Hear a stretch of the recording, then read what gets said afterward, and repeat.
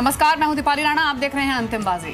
और मैं हूं मीर भट्ट। लेकिन बाजार तो नए हाई पर है ही। इसी के साथ साथ इस समय की जो सबसे बड़ी खबर आई है वो आई है एयर इंडिया के निजीकरण पर। एयर इंडिया के निजीकरण पर पहली बार देश के प्रधानमंत्री नरेंद्र मोदी ने ये बयान दिया है कि एयर इंडिया के निजीकरण से पहले सभी पहलुओं को ध्यान में रखा जाएगा और सभी पहलुओं का पूरा आकलन किया जाएगा। तो ये पहली बार एयर इंडिया के निजीकरण पर प्रधानमंत्री का बयान आया है। इससे पहले आप जानते हैं कि पिछले हफ्ते वित्त मंत्री अरुण जेटली ने बड़े ही साफ शब्दों में ये कहा था कि एयर इंडिया को सरकार चलाए, इसका कोई तुक नहीं है और एयर इंडिया का निजीकरण होना चाहिए। इसमें सरकार को अपनी हिस्सेदारी बेच देनी चाहिए। उसके बाद एविएशन मिनिस्ट्री से जो रिएक्शंस आए थे उसमें ये कहा गया था कि एयर इंडिया, क्योंकि इसके ऊपर 50,000 करोड़ का कर्ज है, तो उससे मुक्ति दिलाने के लिए और एयर इंडिया को फिर से दुरुस्त करने के लिए जो भी ऑप्शंस हैं उन सभी पर विचार किया जा रहा है, इंक्लूडिंग प्राइवेटाइजेशन। और अब उसके बाद सबसे बड़ा बयान प्रधानमंत्री मोदी की तरफ से कि एयर इंडिया के निजीकरण के पहले तमाम पहलुओं का आकलन किया जाएगा। हमारे साथ राजेश जी इस समय इस खबर पर जुड़े हैं, हमारे सहयोगी राजेश जी। पहली बार खुद प्रधानमंत्री मोदी ने बात कही है और ये इसलिए अहम है क्योंकि आप पिछले 10-15 दिनों का घटनाक्रम अगर देखें तो ये कहीं ना कहीं इंडिकेट कर रहा है कि एयर इंडिया को लेकर सरकार ना सिर्फ हरकत में है बल्कि there is a sense of urgency Air India को जल्द से जल्द दुरुस्त करने को लेकर। लेकिन क्योंकि ये सेंटिमेंटली भी एक बहुत बड़ा मुद्दा है भारत जैसे देश के लिए, एयर इंडिया की एक अपनी छवि है, पहली बार प्रधानमंत्री का इस तरह का बयान काफ़ी मायने रखता है। बिल्कुल, देखिए प्रधानमंत्री का बयान इसलिए भी मायने रखता है क्योंकि हम और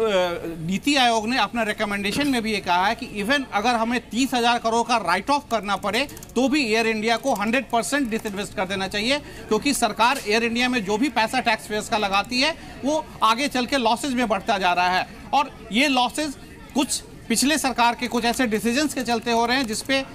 2 दिन पहले सीबीआई ने 3 एफआईआर भी फाइल किए हैं और उसकी भी इन्वेस्टिगेशन सुप्रीम कोर्ट के कहने पे हो रही है। पहले इन्वेस्टिगेशन भी नहीं हो रही थी, तो सुप्रीम कोर्ट के डायरेक्शन के बाद जो सीबीआई ने जो एफआईआर किए हैं उसकी भी कॉपी हमारे पास है जी बिजनेस के। हमने उस कॉपी को पढ़ा है और उसमें कुछ बहुत ही चौंकाने वाले तथ्य हैं। जैसे कि तथ्य ये है कि 2001-2 में एयर इंडिया के डायरेक्टर्स के बोर्ड ऑफ डायरेक्टर्स ने रेकमेंड किया था कि एयर इंडिया को कोई भी प्लेन खरीदना नहीं चाहिए, क्योंकि एयर इंडिया काफ़ी लॉसेज में, उसकी ऐसी स्थिति नहीं है कि प्लेन खरीदे। अगर ज़रूरत है रूट्स बढ़ाने की तो लीज पे प्लेन लिया जाना चाहिए। लेकिन 2004-5 में यूपीए की जब सरकार थी उसने उन सभी को दरकिनार करके एक साल 2004 अगस्त से लेकर दिसंबर 2015 के बीच में एयर इंडिया को इस रिकमेंडेशन दिया गया, ईजीओएम ने क्लियर किया, सीसीए ने क्लियर किया, कैबिनेट ने क्लियर किया और उसके बाद 111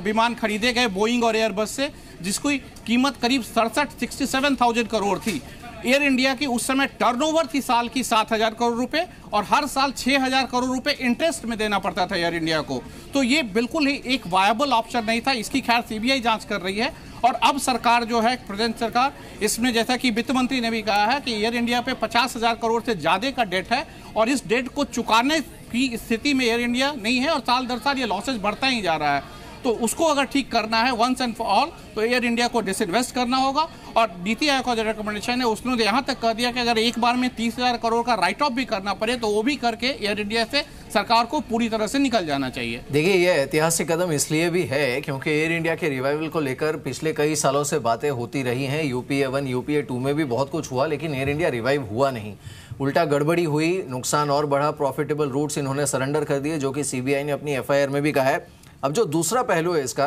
मैं राजेश उस पर आपसे बात करता हूं कि देखिए सीबीआई की जो एफआईआर है, जिसकी कॉपी इनफैक्ट जी बिजनेस के पास है, तीनों ही जो एफआईआर सीबीआई ने फाइल की है,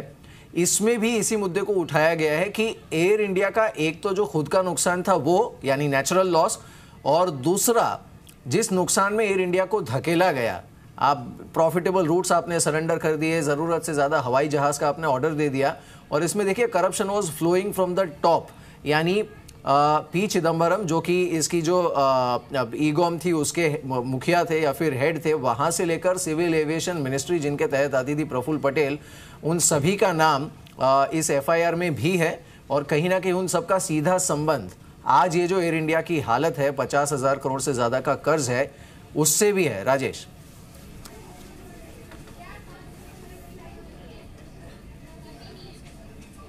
बिल्कुल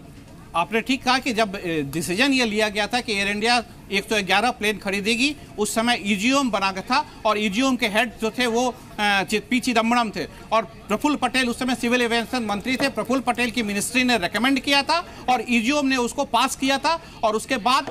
करीब 67,000 करोड़ में 111 प्लेन खरीदे गए थे। और ये सारा फैसला जो था, एयर इंडिया को प्लेन की जरूरत 1996 से थी। 1996 से लेके 2004 तक सिर्फ डिलिब्रेशन हो रहा था कि लीज पे लिया जाए प्लेन या खरीदा जाए, और जितने भी रिपोर्ट थे सब में यही कहा जा रहा था कि उतने ही प्लेन लिया जाए और लीज पे लिया जाए, खरीदा नहीं जाए। लेकिन 2004 से अगस्त से लेकर दिसंबर 2015 के बीच में ये सारे डिसीजंस हो गए और जहां पे लीज के लिए कहा जा रहा था वहां पे 111 प्लेन खरीद लिए गए, 67,000 करोड़ का लोन लिया गया। तो ये सारी चीज़ों की जांच सीबीआई करेगी और सीबीआई ने इसके लिए 3 एफआईआर फाइल किए हैं और उस एफआईआर में ये भी बहुत क्लियरली लिखा हुआ है प्लेन्स के नाम लेके कि बहुत सारे जो डिसीजंस उस समय के सरकार के थे वो प्राइवेट एयरलाइंस को फायदा पहुंचाने के लिए किए गए थे। और उन प्राइवेट एयरलाइंस में चाहे वो जेट एयरवेज हो, स्पाइस हो, गो एयर हो, पैरामाउंट हो, इन सबको वो सारे रूट पे फायदा हुआ है जिस रूट पे एयर इंडिया को बंद कर दिया गया था और इवन इंटरनेशनल एयरलाइंस को अलाउ किया गया भारत में, उसके लिए कोई रेसिप्रोसिटी एग्रीमेंट एयर इंडिया के लिए नहीं साइन किया गया। जितने भी इंटरनेशनल एयरलाइन थे वो उन सभी एयरलाइंस को भारत में आने की छूट देगी, लेकिन एयर इंडिया को वहां पे जाने की छूट नहीं मिली है। तो इसका भी बहुत सारा नुकसान एयर इंडिया को हुआ और इसके लिए भी जो एलिगेशंस है एफआईआर में वो है कि उस समय के सिविल एविएशन के मंत्रालय के जो भी अधिकारी थे उनके अज्ञात नामों पे पी फाइल हुई है और सीबीआई इसकी जांच कर रही है।